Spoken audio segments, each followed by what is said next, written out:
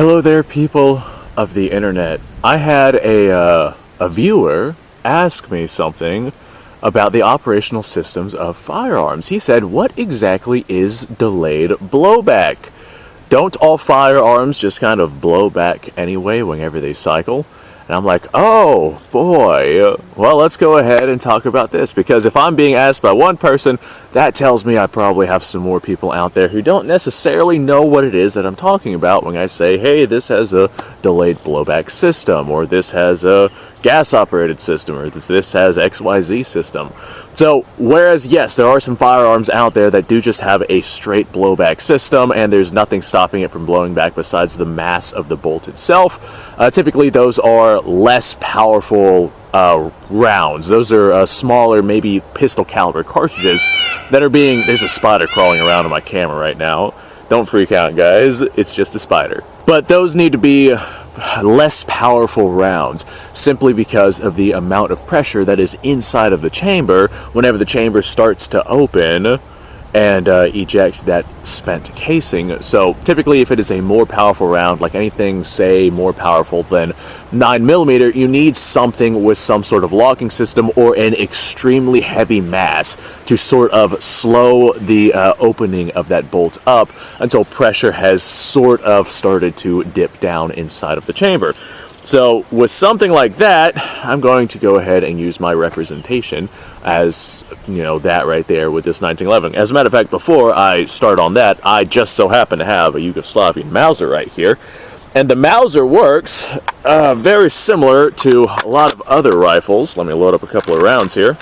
But on the Mauser bolt, right here, is a set of locking lugs, and these locking lugs, whenever I load this rifle, actually rotate and lock into recesses inside of the receiver. So whenever I fire this, the bolts, unless something is broken, is not going to fly back and cycle because there's no system to make the system unlock and open, and there's no spring to cycle this system back. That is what makes a bolt-action rifle a manually operated firearm.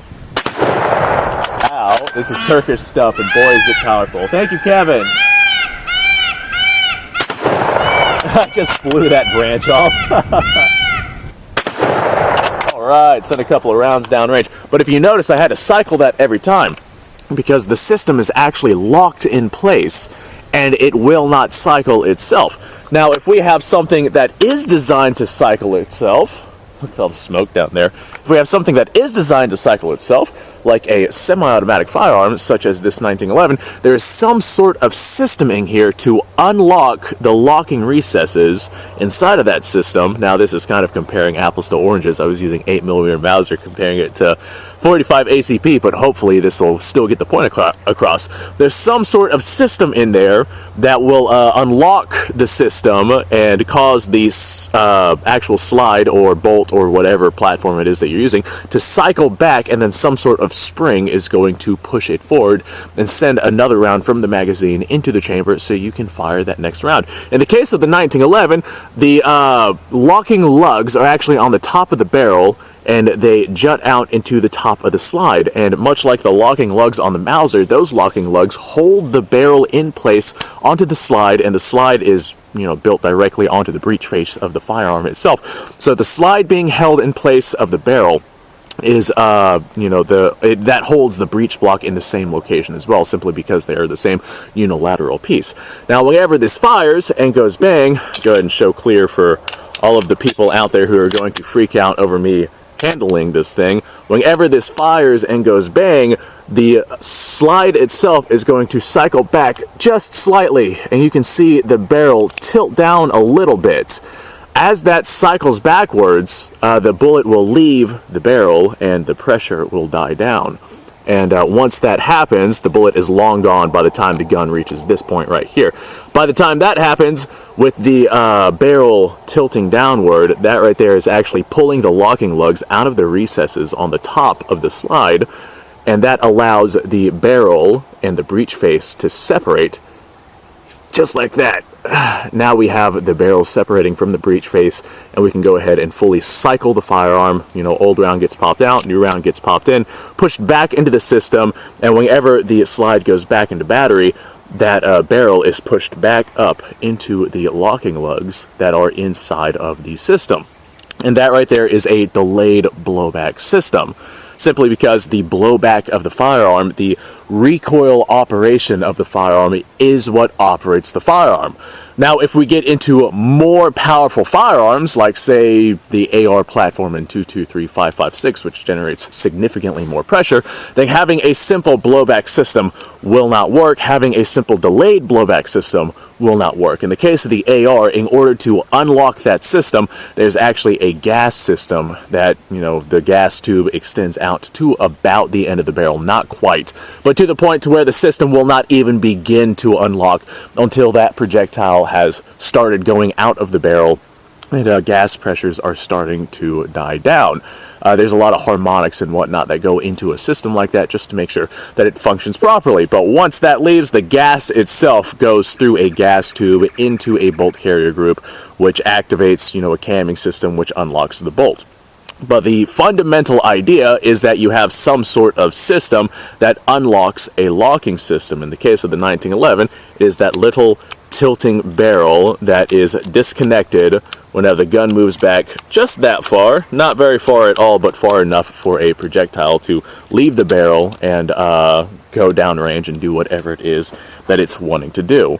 But if you have something that is more powerful like this right here, then the gas system would be somewhere about right here on the rifle. So as the projectile hits this point and the gas behind the projectile starts to expand through that gas system, the gas will actually expand towards the actual operating system of that firearm. The bullet will leave the barrel, and that gas pressure will start to drop. And by the time the gas pressure travels through that gas system and operates the gas system itself, and operates the actual, what's the word I'm looking for? Causes that automatic system to be able to cycle itself, whatever system we're talking about here. Normally there's some sort of cam system and some sort of gas system with a full power rifle cartridge like that. I say normally because there's also like roller delayed blowback and systems like that. I guess we'll go ahead and touch on that on another video because that is its own little ball game. But you have some sort of system, be it gas system or delayed system, depending on how powerful that cartridge is. There are some delayed systems out there. But for the most part, if you're talking about anything that has any real ass behind it, then you're talking about something that has some sort of system to be able to lock itself into place to keep that chamber closed, so all of the gas pressure goes out that way until the gas pressure in the barrel has died down and the system can properly operate without risking blowing itself up. Because if the pressures are still high inside of that chamber and that rifle begins to open, we're talking about just soft brass that is no longer supported by hardened steel surrounding it. So if that system starts to open and the pressures are still very high inside of that chamber, that thin soft brass is just gonna freaking blow right out, because that's high explosive pressure that is inside of that chamber. The brass can take it if it's surrounded by steel, because that steel is what's actually going to stop the pressure from, expanding and blowing out that brass. But if that steel is not there, that brass will not be able to handle it. Kevin, wonderful buddy. You are screaming so much today. I appreciate that. But hopefully this right here was a good, adequate explanation to sort of begin. There's a lot of deviations and a lot of other things that I could go into here. But hopefully that was a good enough explanation so people get a rudimentary understanding of how those systems operate. So that being said, I got someplace I gotta go. So thanks for watching, folks. I appreciate your time. Like, subscribe, share. Description below has a link to all sorts of stuff. Go ahead and go check that out. You guys go off, have yourself a fantastic day, and I'm sure I'll see you all on the next episode.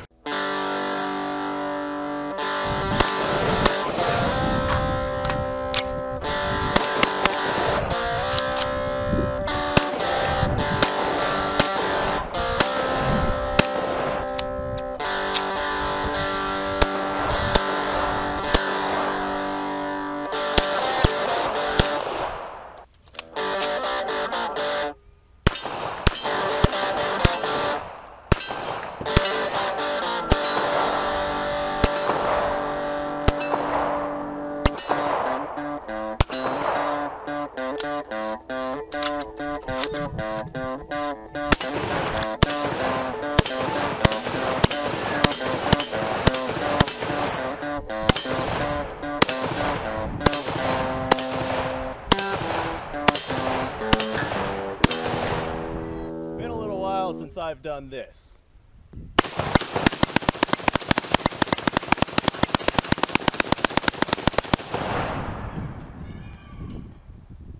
Bonnie and Clyde be damned.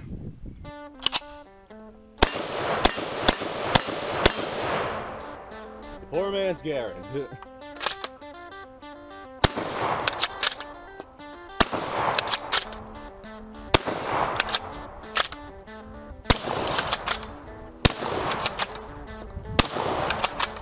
It's a shame that bolt-action shotguns aren't more mainstream.